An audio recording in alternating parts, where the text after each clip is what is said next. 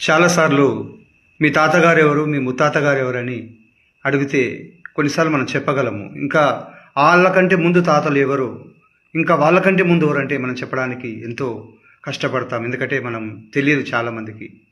కానీ అలాంటి సమయంలో ప్రియమైన దేవుని బిడ్డ, ఒకరి తాత ముత్తాత లైన్ ప్రకారం మేము వెళ్తే చివరిగా ఎవరు కనిపిస్తారంటే ఆ తాతలందరికంటే ముందు ఆ చివరి స్థానంలో మరి దేవుడు మొదటిగా చేసిన ఆదాము కనిపిస్తాడు.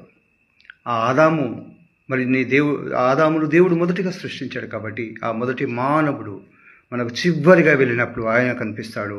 ఆయన నుండి మనుషుల నుండి మనుషులు జనరేషన్ టు జనరేషన్, ఆఖరికి మన తాతలు, తర్వాత మన తండ్రి, ఆ తర్వాత మరి మనము ఈ లోకంలోకి వచ్చాము. కాబట్టి మరి ఆ విధంగా మనం ఆ క్రమంలో మనం వెళితే చివరికి కనిపించేది మొదటి మానవుడైన ఆదాము మాత్రమే.